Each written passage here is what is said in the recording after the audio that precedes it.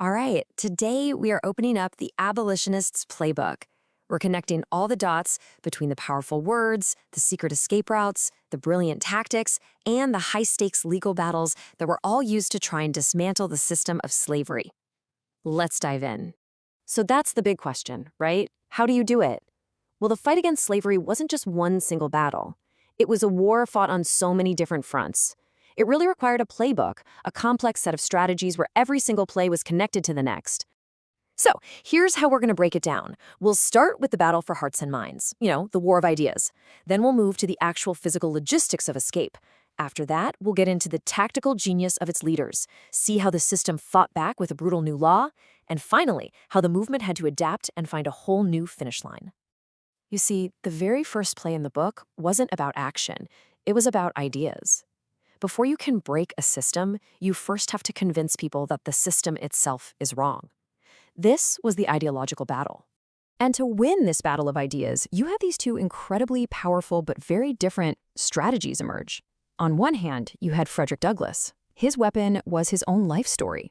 It was this undeniable firsthand proof that shattered the racist lies used to justify slavery. And on the other hand, you had William Lloyd Garrison, who used the technology of his day, the printing press, to launch what was basically a mass media campaign against the entire institution. And this quote right here, this is the key. When Frederick Douglass's own enslaver said these words, it was like a lightning bolt. It's like a light bulb just went off for Douglass. He suddenly understood the secret. Knowledge really was power. Literacy was the true path to freedom, and that's exactly why it was forbidden. It became his first and most important weapon. Okay, so winning the argument is one thing, but it's not enough, right? The playbook also needed a real logistical plan for the physical act of escape. And this led to the creation of one of the most incredible secret networks you can imagine. Honestly, this is one of the most brilliant metaphors in American history. The Underground Railroad, it had no tracks, no engines. It was built out of people. Incredibly brave men and women, black and white, who used a secret code to communicate and move people toward freedom. And this is where their genius really shines through. By using everyday words like passenger, station, and conductor, they could actually talk about their plans right out in the open without getting caught. It was a secret language designed for a secret war. And mastering this code was absolutely essential for survival. But look, this wasn't just some clever word game. It was about facing real life-or-death dangers. The Mississippi River is a perfect example. On one side, you have Missouri, a slave state. On the other, Illinois, a free state. That river was a massive legal and physical wall. And you had heroes like Mary Meacham who ran a station on its banks, risking absolutely everything to help people cross that incredibly dangerous line between slavery and freedom. So having a network is one thing, but actually running missions on that network, well, that takes a special kind of tactical genius. And this brings us to Harriet Tubman, who we really need to see not just as a hero, but as a brilliant operational commander. Just look at this. This isn't just random bravery. This is a military-grade operational plan. Leaving on Saturdays, that gave her a 2-day head start before runaway notices could even be printed on Monday. Traveling in winter, that meant more darkness for cover and fewer people outside. Every single decision was a calculated move to maximize success and ensure she could say, "I never lost a passenger." But her role as a commander went way beyond that. During the Civil War, she actually served as a Union spy and a guide. In one single military operation, the Combahee River Raid, she helped free over 700 enslaved people. And get this, how many women in all of U.S. history planned and led a military raid during the Civil War? Just one, Harriet Tubman.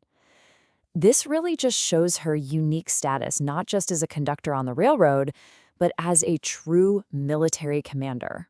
So, as you can imagine, the success of the Underground Railroad and its commanders was a massive threat to the system of slavery. And so, the system launched a huge counterattack, using the power of federal law as its weapon. This law was an absolute game changer. It basically deputized every citizen in the country, forcing people in free states to become slave catchers against their will. But even worse, it completely rigged the legal process against anyone who was accused. And here's where the systemic corruption becomes just crystal clear. This wasn't about justice, it was about profit. A federal official was paid $10 for sending a person back into slavery, but only $5 for ruling they were free. It created a direct cash incentive to deny people their freedom. The system wasn't just broken, it was designed to be unfair. And that unfairness was baked into every single rule. The accused person was silenced. They literally couldn't speak in their own defense. There was no jury of their peers. This created a huge crisis because northern states had their own personal liberty laws trying to protect people, but this powerful federal act just steamrolled right over them. It was a legal breaking point for the country. So, what do you do when the entire rulebook changes right under your feet? You adapt. This powerful new law forced the entire abolitionist movement to rewrite its playbook and find a brand new finish line. The impact was immediate, and it was brutal. Before the Fugitive Slave Act, just reaching a northern state like Ohio or Pennsylvania meant a chance at freedom. But after 1850, those safe states, they were gone. The entire United States became a hunting ground, forcing the Underground Railroad to extend its routes hundreds of miles farther north. So why Canada? It's actually pretty simple. American laws stopped at the border. Canada was part of the British Empire, which had already abolished slavery years earlier. The second an escaped person set foot on Canadian soil, they were legally free, protected by a totally different nation's laws.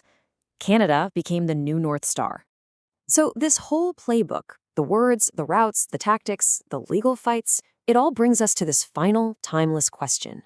The Fugitive Slave Act forced an impossible choice on millions of Americans. It shows what happens when the law of the land directly clashes with what people believe is morally right, and it leaves us wondering, what does it truly take to fight for justice?